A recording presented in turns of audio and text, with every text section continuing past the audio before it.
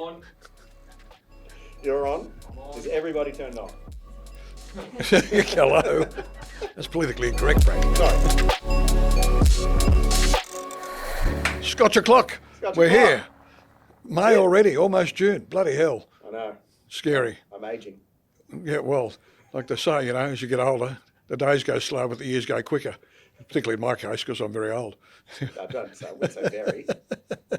So, Franco, what have we got to talk about today? We've got I a think nice we've got Scotch, plenty, but we're going to start with, an Irish Scotch. well, that's technically impossible.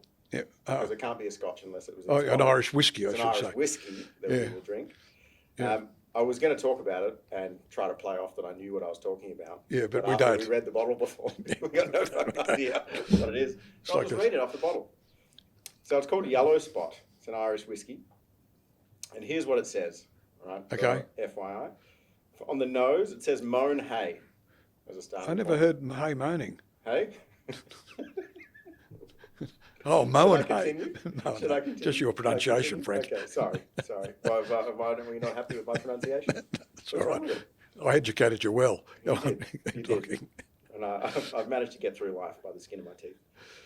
Moan Hay and crack black Pepper. That's it. I won't even read the rest because We- it sounds like I've already had 20. We like the Irish. It's like an Irishman I spent some time with in London years ago, and you've not been to London, but they have yellow lines to delineate no parking and double yellow lines. I said, well, what's the yellow line mean, Paddy? And he said, well, the first one means no parking. I said, what's the double yellow line mean? He said, no parking at all. Only the Irish can do it. That's not a joke. It was serious. That's a serious thing. Serious. Oh, okay. I thought that was your joke of the day. No. I was going to tell a joke, but we'll think about that. Okay, all right. You want that now, or? Hey, you will go. Well, I know. I was just thinking. Maybe you can have a couple today. Well, no. I like little Johnny jokes. You see, little Johnny was at home and his mum and dad were there, and they said, look, next door neighbours have just had a new baby. We're going to go over and have a look. But unfortunately, the baby was born with no ears, so you can't mention that it's got no ears. So go over and just be polite, and it's really good. And they go over and the mum and dad say, oh, it's a really pretty baby. And Johnny said, yeah, but gee, poor bastard's going to be stuffed if he needs glasses.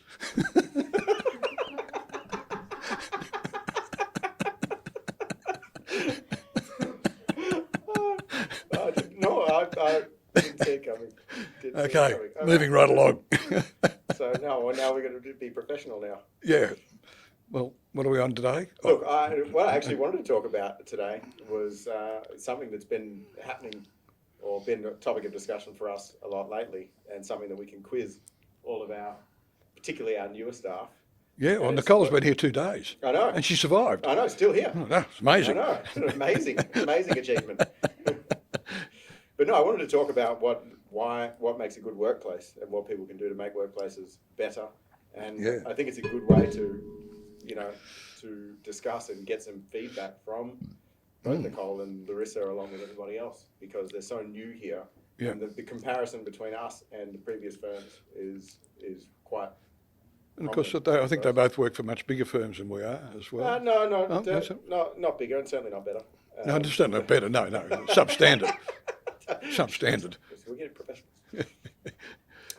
But yeah, I mean, today, obviously, like I usually do before we film, I watched a lot of different videos and tried to sort of get across a few things about who were the most, or written up. I don't know how true or real these accolades are that happen these days, but what are the supposed best places to work in Australia, around the world? What are they doing? What makes a place worth working? Also, one of the new clients we brought on recently had on their website that I read before I went to the first meeting, and they had an ambition there that was, they wanted to be the most sought after employer for the industry, and so I wanted to talk a bit about, creating that, which I think is a good strategy for any business now, given the staffing issues that everyone's had in WA and Australia. It's short-staffed. Everywhere at the moment. Yeah. And funnily enough, one of the stats, I went at the seminar this morning, or the conference this morning, of which I lasted about 42 minutes. Yes, well. It was supposed to be for 5 hours. But one of the stats I did get was that the new business registrations post-COVID are up something like 33%. Oh, really? Okay. And so that kind of paints the right picture of why there's a staff problem or a staff shortage or people's inability to find Well, also staff and good staff. we've had is no because they're starting immigration. their own thing. We've had no immigration for 2 years. Yeah, Which doesn't help because we always relied on them for lots of things. So you like that? it's lovely. Yeah. Yeah, Irish whiskey's nice. Yeah, yeah. So yeah, I mean, and you've got plenty of experience in different workplaces, and obviously we've heard on Scotch O'Clock in particular many times, particularly about AGC where you used to work. Yeah. And so I thought we would discuss, Some- the good experiences and the bad, and what. Yeah, we look, should be doing and these there's days. been a couple that have been, fairly toxic, and others that have been very good. And it always gets. I think I said to you earlier over lunch that the ones that are successful is because they care for their staff. It really gets down to fairly simple things. And all the years, the 14 years or 13, 14 years I spent at AGC, that was just self-evident. They looked after their staff, and the staff were very loyal. I mean, I've said this before on Scotch O'Clock. We all understood that if you didn't perform, you're out. But those that performed got looked after, and they stayed. Well, one of the more, obviously we've talked about that a lot, but one of the more interesting stories and things that I think is really important, but trying to find a way to relate that to smaller businesses is the stories about Burjo, the stories, that, particularly in big businesses like Crown. So why don't you share that? Well, people misunderstood Kerry Packer, and a good friend of ours worked for Crown Casino, which was then owned by Kerry. And as tough as he could be, he actually looked after his staff really well. People that were loyal, he really looked after them. And like Big Chris, who was a good friend of ours, had leukemia, ultimately died. But when he got diagnosed, the financial director rang his wife and said he'll be paid till the day he dies, even to the extent that they hadn't quite finished building their house. Crown sent out their team of workmen to finish the house off, finish all the landscaping. And that's what Kerry Packer did. But most people didn't know it. They didn't see that side of him. They just saw him as being a real prick. And he was if he didn't do the right thing, but he wasn't if you looked after him. And as you know, I know Sue Chisholm very well, whose husband was chief executive of Channel 9. And she and Sam said the same. If you work for Kerry, you got looked after if you did the right thing. And that was very much it. And that culture was evident in 9, although Sam can be pretty brutal, I've got to tell you. He used to do what he called character assessments. I love it. And if you're going to cop a character assessment from Sam, there's one guy, Sam was on his way to do a character assessment. He jumped out the window and ran away and never came back. Because he knew Sam was on the way. That's perfect, because we've never had that terminology, character assessment, in Alderton. So now if anyone ever gets asked for a character assessment, you know what it means. Do a Sam Chisholm character assessment, you know what it's all about. So, but Channel 9 had that sort of same thing when Sam was running it. Again, they looked after their staff, the ones that were good. But if you didn't perform, you got the shift, and that was the way I was brought up, and especially in my early career. Your grandfather, my dad, ran a very large insurance company, as you know, and Custom Credit was the finance company. He ran the insurance division. The same policies applied. They looked after their people. Again, they didn't perform, they were out. So, but the other thing was, in all those companies, I mean, they were fairly hierarchical compared to today's standards, which is not so hierarchical, but especially at AGC, you could talk to anybody. Didn't matter how senior they were. If you wanted to go and have a chat to somebody, it didn't cause grief down the line. Like, it didn't upset your immediate report, your direct report. I could go and talk to his boss and say, look, got some issues I want to have a yarn about. And it didn't backfire on you. And they had this very good culture of being fairly open and discussing things. But this is what I wanted to get into. So they were much more hierarchical, right? So and there was rules that you've shared with me before about you can't talk to this person because they're too senior. Yeah. So that level of hierarchy and rules existed. However, everybody still wanted to perform and enjoyed their jobs. Yeah. So, it kind of means that hierarchical structure, may have a better form these days. And of course, man, you're also talking about in my day, and especially in the late 60s, early 70s, you're talking about senior guys, most of whom had fought a war. So, like Bob, my senior guy at AGC, he used to disarm mines. He was a Navy diver. I mean, that takes guts. He's a tough guy, but a very soft guy in many ways. So I've often said to you, like when your granddad died, he was the first one to ring me. Say, Chris, what do you need? And this was typical age use. What do you need? Do you need cars to pick up people from the airport that are coming from Sydney? Do you need some legal help? Your company solicitors at your disposal will pay for it. That was just the way they thought and acted, and they were that sort of guys. And it's probably why I stayed there for 14 years. And the only reason I left because, Westpac took them over 100%, and that was a disaster. And I knew, and Bob said to me, you need to get out because Westpac will destroy this company, which they precisely did. Well, they sold it to GE Capital, and it just doesn't exist anymore, which was terribly sad.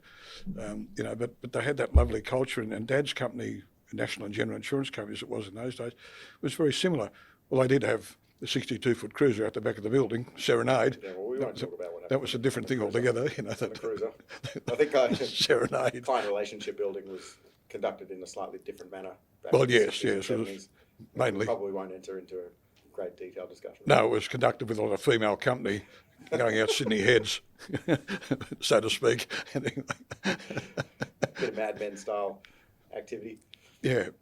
But let's then talk about let's do a bit of a comparison then, because in the short amount of time I had today to do a bit of research, the company that was just recently rated as the most sought after place to work in Australia right now. Obviously, these days it's a very different strategy in terms of getting employee satisfaction. Their rules are obviously the remote first, so work from home first, and then in the office after. But the second one that was quite interesting, that I'm interested to get not only your feedback, but everybody here, new employee or otherwise, is they have a rule that is every employee is entitled to unlimited paid annual leave any year. They can take as much paid annual leave as they like at any point in time. Did you tell Albert this earlier? Because he's disappeared. No, well, I wouldn't have had this conversation. He's gone on leave. He's gone on leave. He's disappeared on leave. God bless him. Yeah, well, no, because he was at the conference all day until about 3 o'clock, so we had to do 45 minutes of work. So we thought it's best to get out of here as quickly as possible. Well, that's an interesting concept. So it's a trust issue.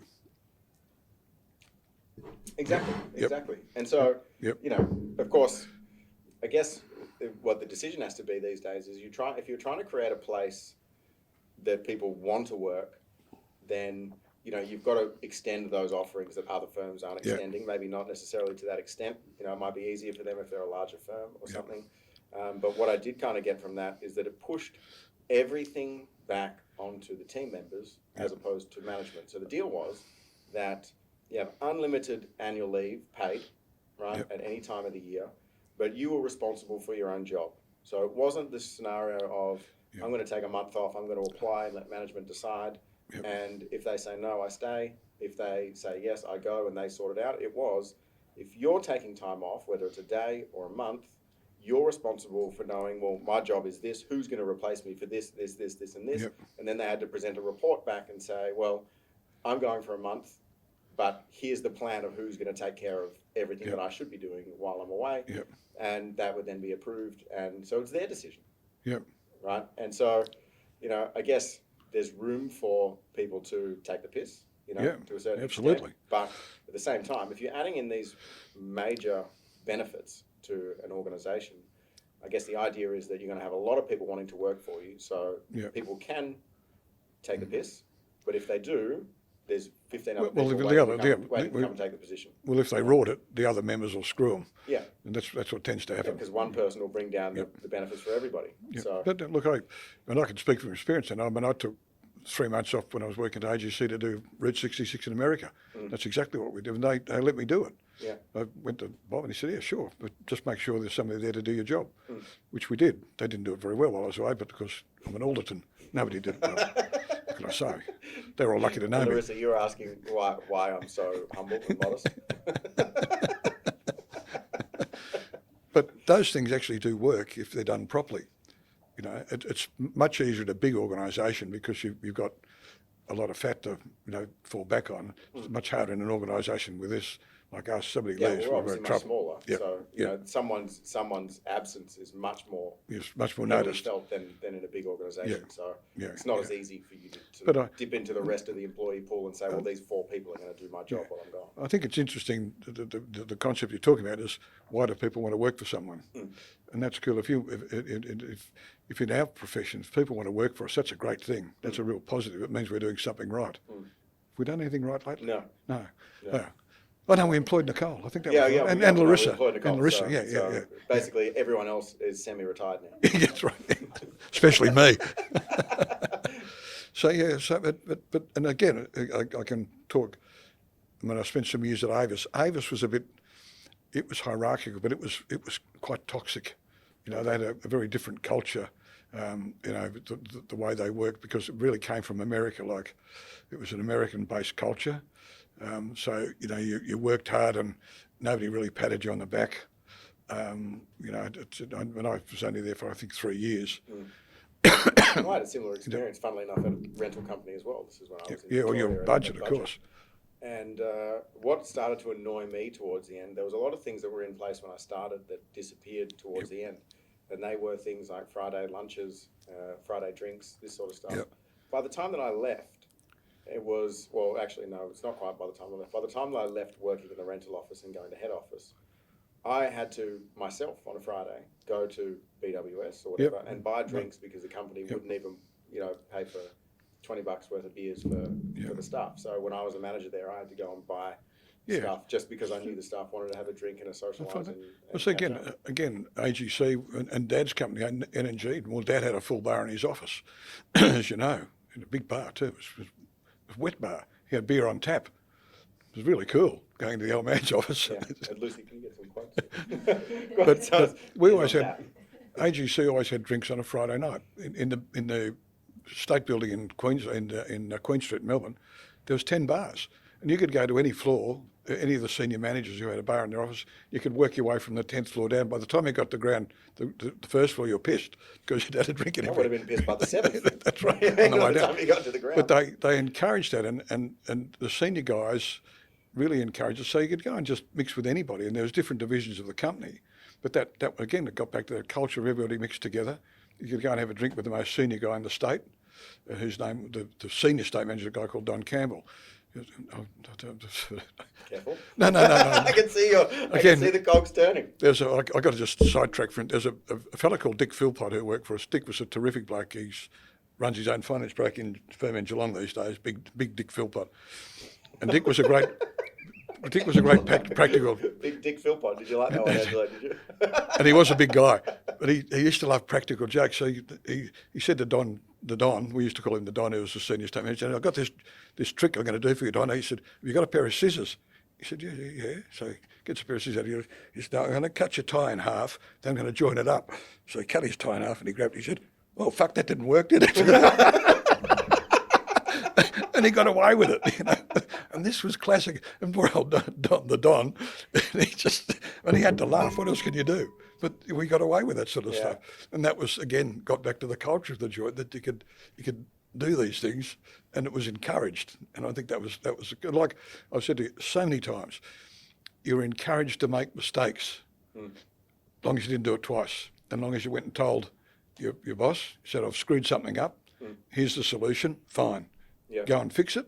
Nobody got penalised for doing that. But it just sounds like the support structure was so good that everybody knew that if that happened, there was someone there to help. Same thing, if I had to make a decision that would normally be my boss's and he wasn't available, I made the decision and told him when he came back. Said, I've done this, and he'd sign it off. As long as you could qualify it and say, for the following reasons I've done this, that was okay. You're allowed to do that because the company worked on the basis that they didn't want to wait for people to make a decision. People needed it now. Yeah. You know, which was a good sense of urgency. Doesn't happen so much. Everybody's so busy box ticking now and covering their ass. Yeah. It's just all wrong. I mean, it's just drives me crazy. But that raises an interesting point. But first, before we discuss that any further, I guess I want to ask some of these guys, because it's one thing that, well, Larissa, I know you've discussed, because one of the things in the previous firm that Larissa worked at was there was good camaraderie and social activity between the staff, but a massive divide between the partners, or one of the partners, really. Yeah. But there's a massive divide, and that just kind of breaks the whole thing down. Does. Right? Yeah. I mean, but what you're talking about is and that was kind of as a result of hierarchy and the assumed hierarchy status of that particular partner, right? You're saying that in your circumstances, in your history, the hierarchy existed, but it was only there for the reason of running the business. Yep. The social side of things and the interaction with the team was Yep. a different thing altogether. Well, that's right. Yeah, absolutely. Well, I mean, I was president of the social club, and we did a lot of stuff. We used to have car rallies and theatre nights, and there was a lot of that stuff going on at the time, and it was great. So but again, the company encouraged it. They used to help fund it. Yeah. So I think we all put in. Well, it was a day, 50 cents a week out of our pay or something to the social club, and the company doubled it up. So, we had these great functions, and we did a lot of stuff on weekends and after hours, and all the staff got on really well. It's just a good thing. Yeah. And so, what's your comment, guys, on the last firms that you've worked at? Larissa, Nicole, Lucy. It doesn't have to be accounting firms. Other jobs. What, in your eyes, when you were looking for work and you inevitably have ended up here, right? What was it that what was the things at the top of the list that you were looking for, when deciding where to go, if you were going to change? And you have to speak. Yeah, Larissa. Speak. I was looking for owners who were more involved in the business and who actually were more hands-on. So you're saying I can't No. just take off and go to the pub? Yeah. Okay. All right. So then a demonstration that you actually give a shit and you want to be part of actually driving the business forward, right? As opposed to being distant. Yeah. Yep. Yeah, distance no good. Yeah. Nicole? Nicole? Support and learning, like not being penalized for making mistakes. Like even if I'm making mistakes, it's great. I can learn from it without being harshly criticized. So being reprimanded for no good reason. Right? So it's a power trip, basically. Yeah, that's terrible. Praise in public, berate in private. Did you get it publicly? No, that's disgusting. Yeah. That's disgusting. It should never happen. Yeah. No, that should never happen. No. What about everyone's comments? Lucy, what comments have you got on prior places? Because Lucy's had a very varied background, hasn't she? Yeah, well, that's why it's interesting, because you've worked in so many different styles of business, etc. What are the good and good? Maybe not so much what are the bad, but what are the things you look for a good firm? And again, Larissa's been here 3 weeks, Nicole's been here 2 days, and you've been here 3 and 4 months. So what was it that you were looking for when you were going through the process?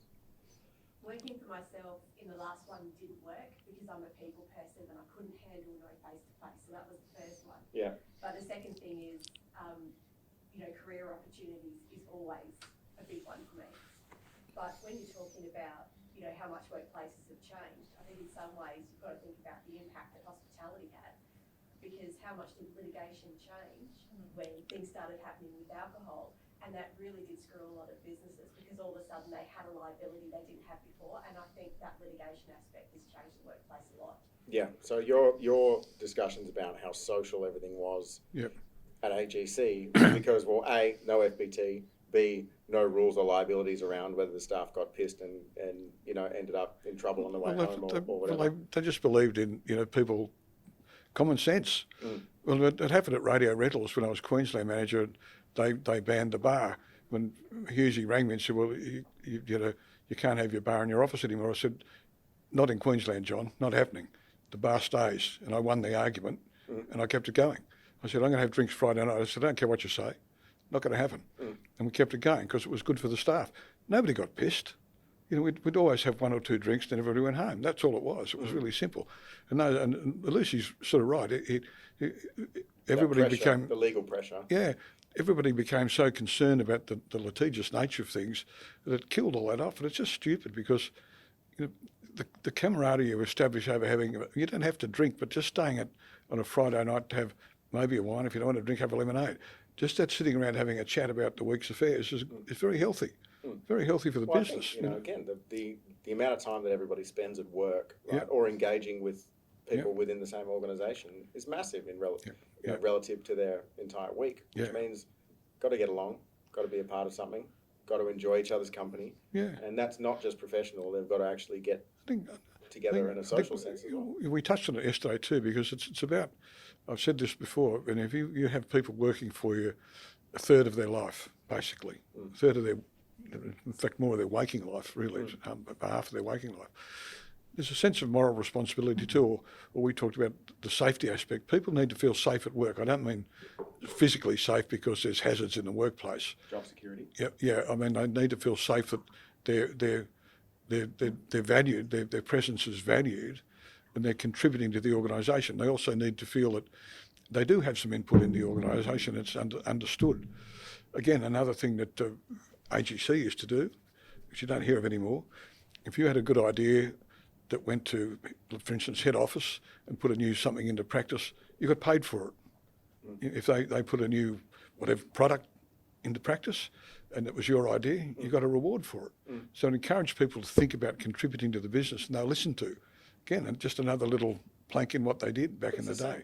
But I mean, that's the same thing here. I've had some conversation with Larissa. I've had the conversation with Lucy before. People bring clients in here. Yeah. Then they'll be rewarded. Absolutely. I mean, that's an effort that's going to benefit everybody. There's got to be, and obviously it goes for everybody. But I mean, that to me, that was common sense. I didn't even think it needed to be a conversation, but based on other firms and experiences that people have before, they're just happy to take, and put you to work, and then actually grind you. There's a very good article in the paper. You've read about it. A senior heart surgeon in this state, I can't remember her name, but she basically gave up heart surgery because she was being the public hospital system was just grinding her into the ground. No reward. And obviously, a very talented young lady, but sort of she's just given up. That shouldn't happen. People should be rewarded for what they do. I mean, she probably was earning good money, but the fact that there was so much pressure on the system that she just said in the end, I've had enough. I don't want to do this anymore. And no recognition for what she's doing and doing an excellent job. And that's just wrong. In my view, it's just wrong. Yeah, I agree. Yeah. All right, so then let's talk again. So now we'll talk about obviously the inclusiveness that we're aiming for as a small organisation, but as any sort of modern day leader, I suppose, there's a lot more inclusivity around decisions around the firm. But what I wanted to ask you was, my style here, right, which everyone will know is... Well, I can tell the way you're dressed today, you haven't got much style at all. I look fucking good, right, all the time.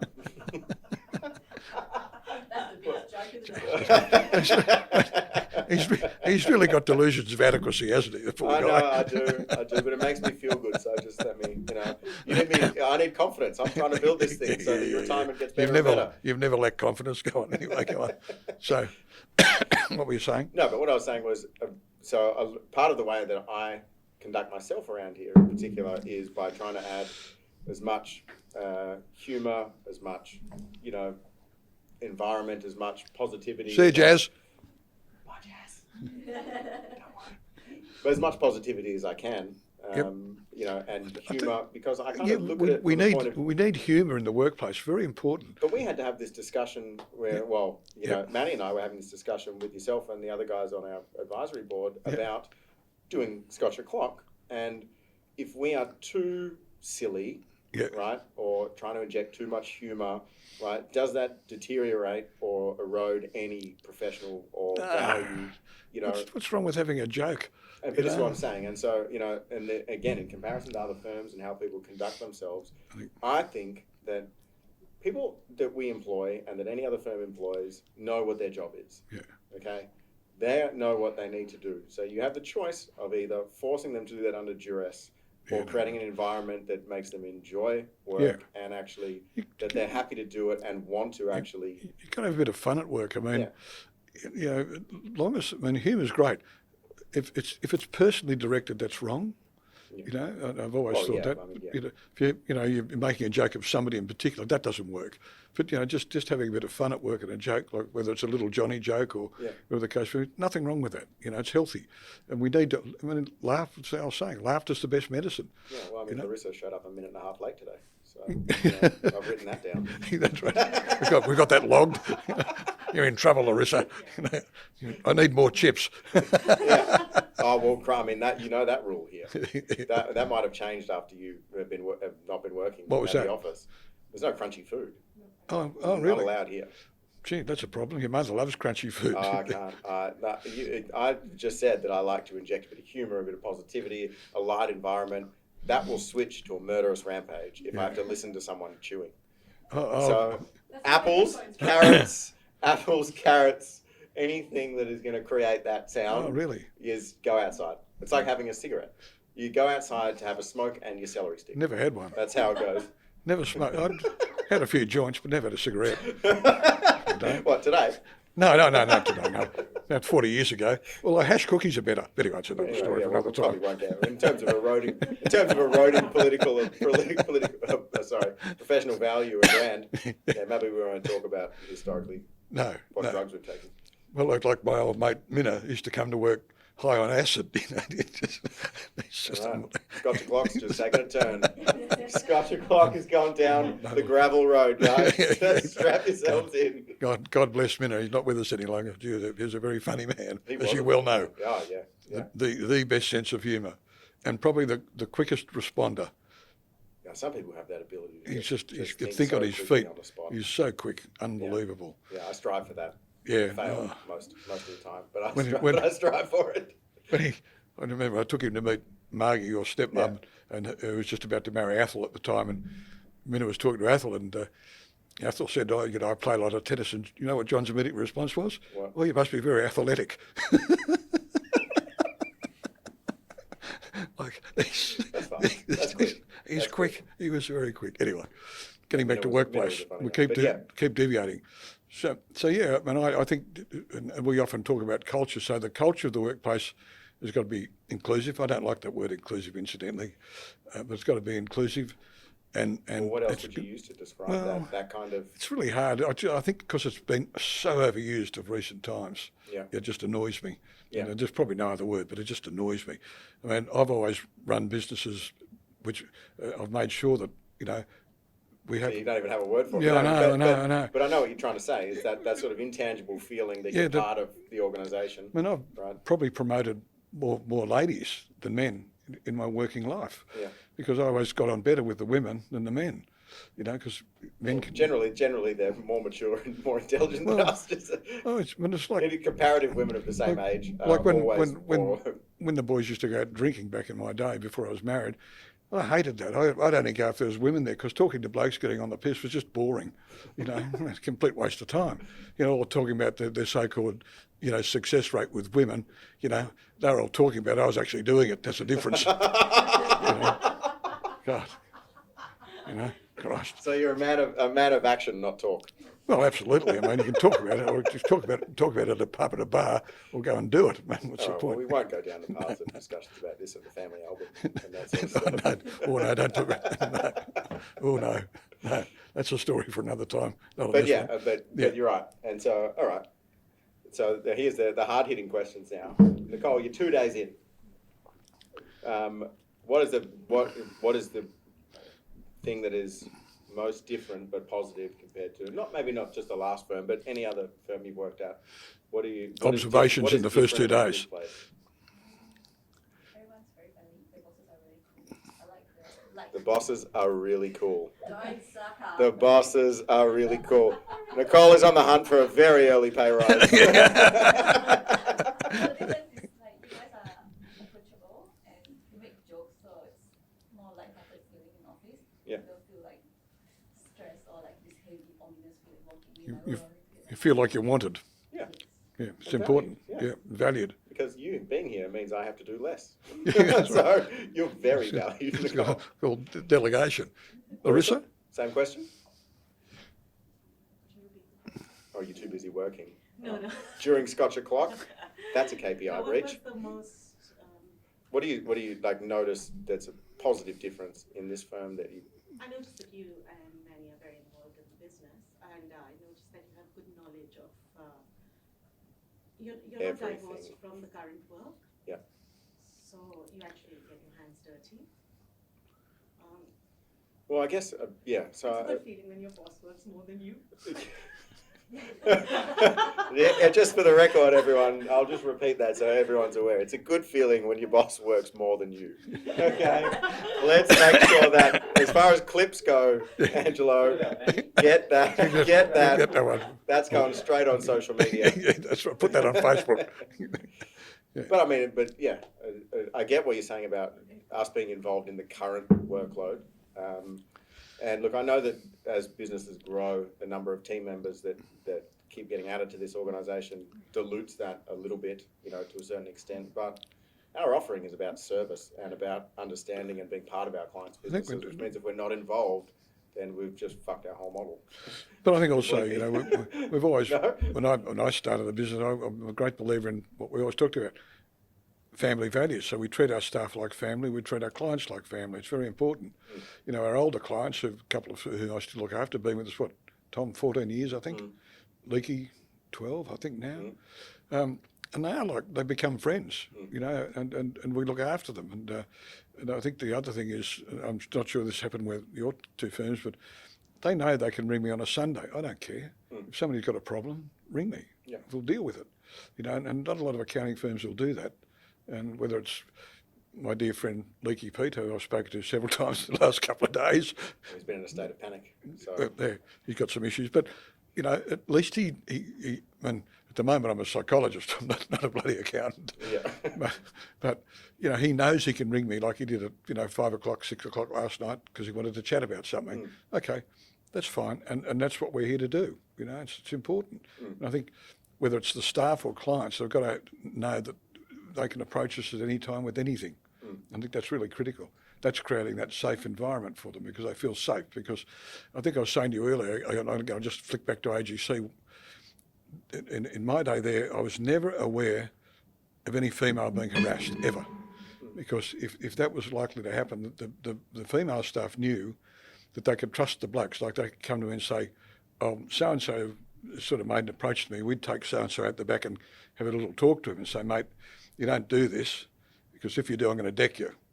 And that's the way the system works. So there was no bullying, no female was harassed, and if there was any suggestion of it, it was dealt with by the staff because the ladies trusted us to deal with it without going to the hierarchy. Yeah. So it was dealt with at a very basic level. It didn't happen. It rarely happened because everybody knew that, hey, if you said something to one of the ladies that offended them, it was dealt with instantly, you know, literally within minutes, you know, because they'd come and say, well, you know, this has happened, done.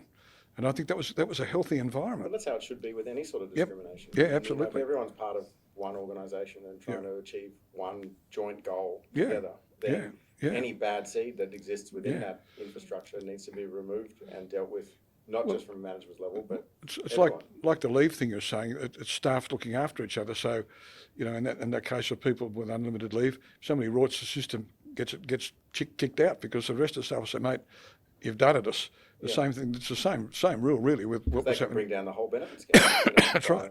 The same thing happened again at AGC. If somebody was doing that, you said, mate, you're either going to get the shit beaten out of you or get out of the place. You know, leave. We don't want you here. And The that's funny what thing happened. is about that unlimited leave, another part of the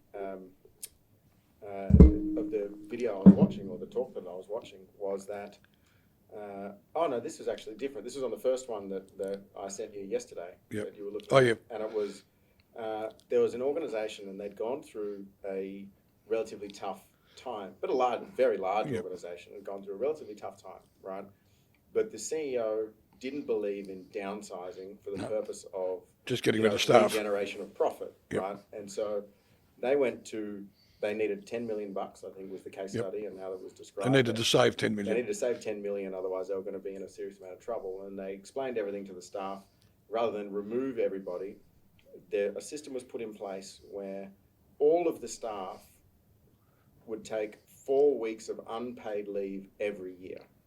Every single staff member, right? Which ended up saving 20 million, right, for the company. And what ended up happening was, for the more senior staff, or probably the older people who were more financially secure, ended up offering weeks to the others. To the They took juniors. less leave, the others we'll took take more. 5 because we want to go and spend time with our family, and then the younger ones would take less, so they didn't have to lose too much income.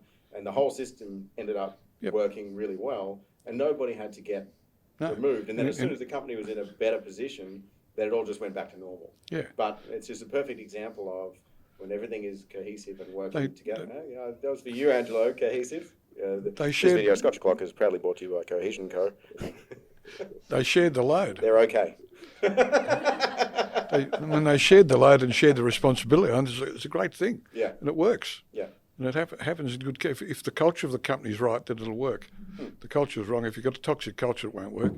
But you know, it'll work in good circumstance like that. Yeah, it's great. I think I was telling you, I mean, and it's a long time. I went to a talk by a guy called Ralph Semler years ago, who had an Argentinian manufacturing company, ran very similar things back 40 years ago, and was extremely successful. He's probably sold or gone now, but you know, same. He had similar rules, you know, and people were open to do things, and well, you wouldn't call it a loose management system, but people were just, you know, encouraged to do their own thing, and it all worked to the benefit of the company. It's great, you know, it's great.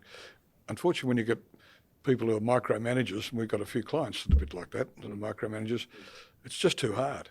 It is just too hard to micromanage. Beg pardon? There's not enough time in the day. No. You exhaust all management time in micromanaging as opposed to productive growth and strategy. Yeah. I mean, I'm probably one of the best examples of a non-micromanager is Tom, because he likes to spend his time, and he leaves everything to us and his staff. Yeah. With the least micromanager of anybody. I don't think I've ever sent him a P&L nor but, review. No, but one of the most successful businesses we got. He's got very good instincts. He looks after his staff really well. He's got really good instincts for the business, and That raises an interesting point, because to what Larissa said before about owners, leaders, partners in our particular case being involved in the business, Tom is not involved at all. No. And so yes, from a business acumen standpoint, it's great because his business is very profitable. He's got a good manager though. He's got a very good manager, and the business runs well. But the staff would just see him being completely not involved, nothing to do with the business at all. No, well, he wanders in and has a chat to everyone occasionally. Yeah, that's pop about in, it. say good day. Yeah, buys them a All drink. good. You know, Yeah, let's go across the road to the pub, and then that's it. See you later. Yeah. So, what's the difference? You know, I mean, is it? I think the difference. His business model obviously is a different industry, right? It's his supermarket retail, right? Compared to us being professional services, so the requirements of the owner are different. I think he's very fortunate. He's got a very, very strong manager in place. If he didn't have John there, it would be a very different kettle of fish, and he'd probably have to be there. It's very hard to find those sort of guys. John gets really well looked after, you know, paid well. So he should, and he really runs the business and runs it very well. And of course, being Irish, I can't understand a bloody word he says half the time. Yeah, no, it's tough. It's tough. So, I've had many conversations with John, but I've been there and John's had many conversations with me. I didn't know what was going on. Well, you've got to do the payroll next week because I'm going to be in hospital, so you've got to talk to him. Yeah. We'll give it to Nicole, I think. I know you say me, but plenty of other resources around here. Who's good? If our new people, who's good on payroll? Everyone. Oh, okay. Well, Larissa and Nicole can do that next week. Yeah, absolutely. No problem. No dramas at all. Good luck. But okay, so then for me, we'll bring it back to our business because it's most relevant. The key traits. So in fact, you tell me what you think. What are in modern day business, right? Because this is where we are, professional services or otherwise. What are the most important things you think? And I'm not going to say CEO or director. I'm just going to say leader, because a leader doesn't have to be the boss. It can be a manager. It can be anybody. Can be a leader in their own right, as long as they're helping somebody. Yeah. So if you're helping somebody, there's one other person, you're a leader. Leading is about taking care of your people. It's pretty simple. You know, look at. We talked before. You touched on it before. Look at Zelensky. You know, there's that was for you, Angelo. That was for you. That's the classic leader. He's looking after his people, and he's got massive courage to do it against a formidable force. You know, Putin. What can I say? I'm not going to say anything about Putin. God bless him. So you've got a really good leader. I mean, I think it's that caring aspect and making sure that as an employer, I've said it before, you've got a sort of moral responsibility to look after your staff. That's leadership, you know, making sure your staff are happy. If your staff have got a problem, they need to be able to come to you. And so it might be personal. I've had this happen heaps of times. You know, I remember, I can give a very sort of tough and sad example. I had a lady come to me years ago, and she was pregnant, but it was a Down syndrome kid. And she said to me, "What should I do? Should I have it or have it aborted?" And that's a really challenging thing as a boss to be faced with. Very difficult. That's a really tough one. And if somebody that's in that situation, and she was a single mum, So it was quite complicated, and relied on her income from where she worked. And, you know, I won't go into, it was quite, I spent a lot of time with this lady over a number of times. That's tough. But as a boss and for a single mum who didn't have much family support, you know, I took it upon myself to make sure that she was guided in the right direction. And I helped her actually lend her some money to make sure she was okay. And that's leadership. That's taking care of your people. And anybody who knows me and knows me well knows that whilst I did have the nickname of C1 because I used to I was a chief head kicker in many companies. That was because people had done the wrong thing. Yeah. I never sacked anybody, you know, for no reason. But there's reasons to terminate. But I looked after the people that counted, you know, and that was really important. And, you know, yeah, sure, certainly I did some. I remember flying to Mount Isa, another story, and I was going to sack the manager up at Mount Isa at Radio Rentals. And I lobbed in the office. He said, well, I guess you're here and I'm not going to be here. I said, in about 1 minute, sunshine, you're out. So I said, as my saying was, mate, I've got some news for you. Sadly, it's all bad. Give me your car keys. Because he had a company house, give me your house keys, you're out. Company house. He had a company. Don't get any ideas. He was a mug. No one's getting a company house. He had Mount Isa above the tropics. There's really good work benefits. He had a lovely company home, swimming pool, all that company car. Really wasn't interfered with much. And he decided to set up his own rental business on the side. What an idiot. You know, it's just a fool. So anyway, I just pissed him off pretty quickly. But I also know that when you remove people, there's something that you may not have done something yourself. You've failed a little bit because you have to remove people. You've kind of screwed up either in the recruitment process or in the actual guidance and mentorship and training and all that stuff. Getting back to what I was saying, you've always got to take the position that when you've got staff around you, you've got to listen, and sometimes you've got to be a bit intuitive and a bit empathetic and think, I think somebody's got a problem. We might need to have a talk to them, and it might be personal. And sometimes you just got to clear the air. And if it is a personal problem, it's like I always encourage my staff, don't take a sickie. You want to take a day off, come and tell me. You know, if you want to do something and go shopping for the day, don't take a sickie. Tell me. Have the day off. That's fine. I just want to know. Don't ring in with honesty. That's bullshit. Trust. It's building trust on both sides. Yeah, That's what we were talking about before. You know, we're looking after, you know, staff members or business owners looking after staff members, and they're doing the right thing to build trust, that they have trust in us. Yeah. It's got to go the same the other way. Yeah, and it's like the leave thing and all that. So if people trust you, come and say, look, you know, I've got to go shopping for my niece, you know, I need the morning off. Fine, go and do it. That's fine, it's no problem. Just tell us, you know, trust us. We're not going to ping you for that, no way. No, anyway. Well, depends on my mood, I suppose.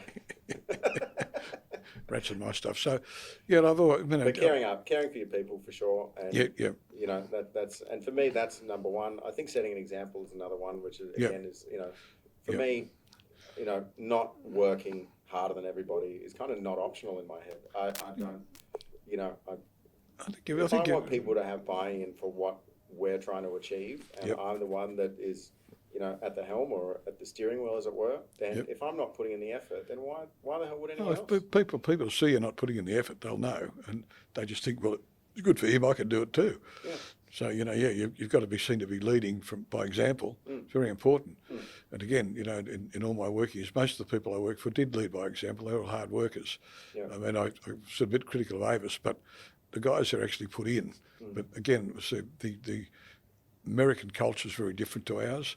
It's like Radio Rentals when I worked there was owned by the English. It was a subsidiary of EMI Music. And the English was just dreadful decision makers. It used to drive John and I nuts. If you wanted anything done, you'd wait 6 months.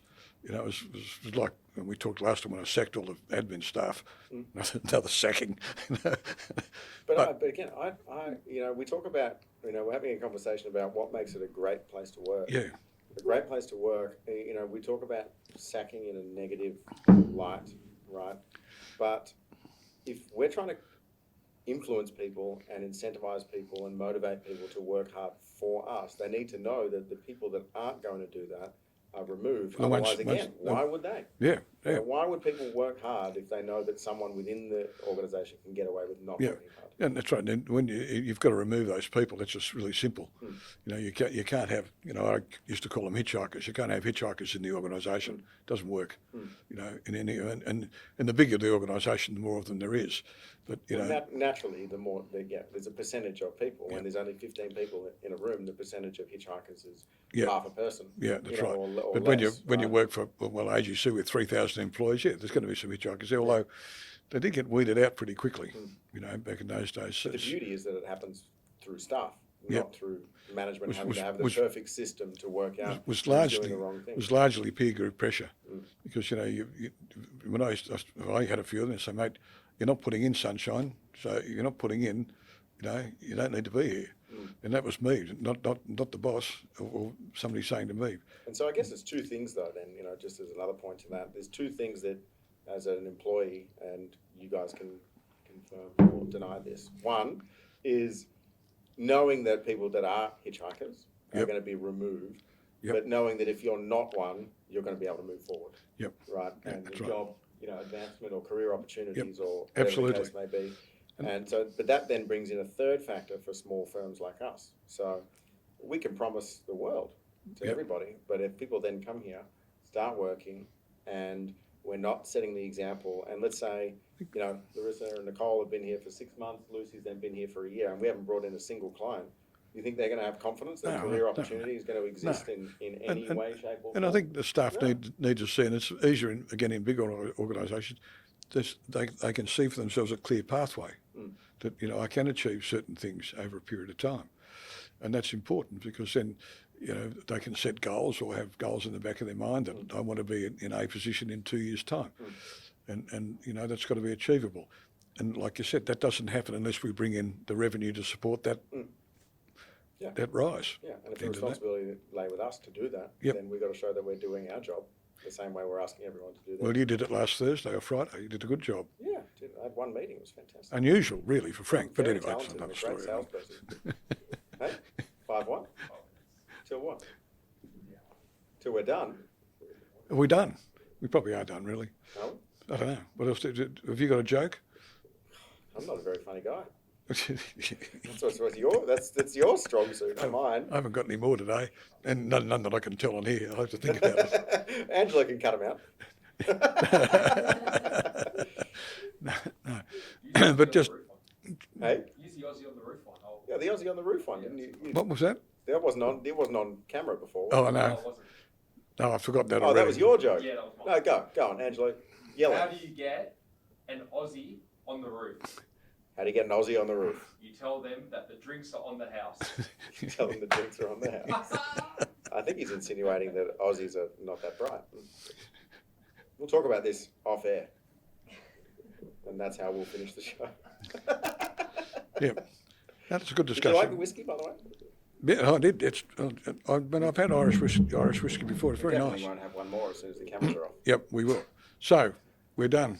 So done. what did you think? I think that was a reasonable chat today. I think it was all right. Does anyone have anything else they want to add? Do you have a aggressive disagreement with what we're talking about in terms of employment, or Lucy's an pointing. endorsement? Look out! Lucy's got a. Just one add to that, because you were talking about, the responsibility on management to prove that they can have a career. But what's the onus on the employee to put their hand up and say, this is what I want, or approach and say, look, I want to, what's going to be the opportunities for career, like how much is it reliant on us? Yeah, look, Well, but that's a there's- good point. So there's- there's two things there. I was going to say there's two answers to this. Yeah, you can jump on this as well. But there's two things. There's that one that you already mentioned, which is we want an open discussion with people about what they want in this firm, and I'm sure it exists elsewhere. You want to know. You want to be part of the journey. We don't want someone to have an idea or a goal or an ambition that we don't know about, because then how are we going to help support and guide down the correct path? That's one. And two, it is on employees to demonstrate. I think these days that there's a lot of circumstances where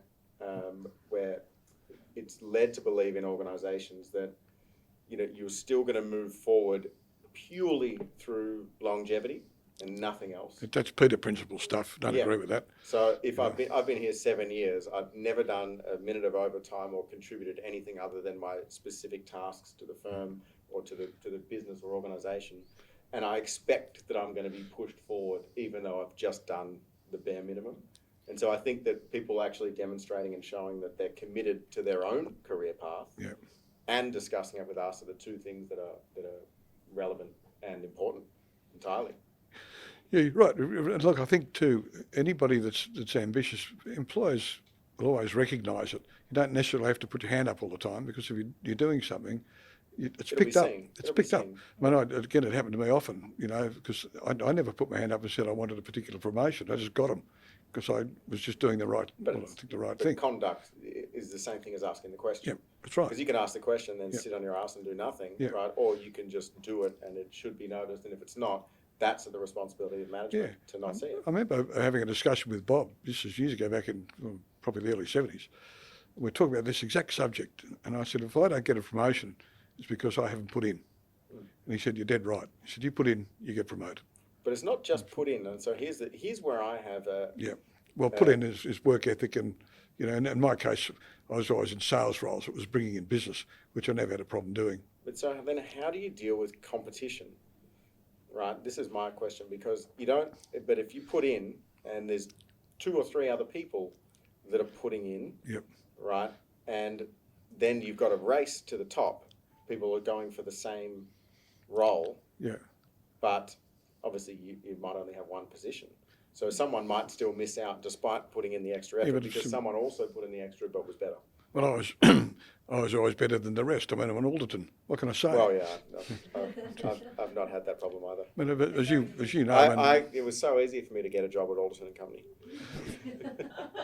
I think in The my recruitment process was rigorous.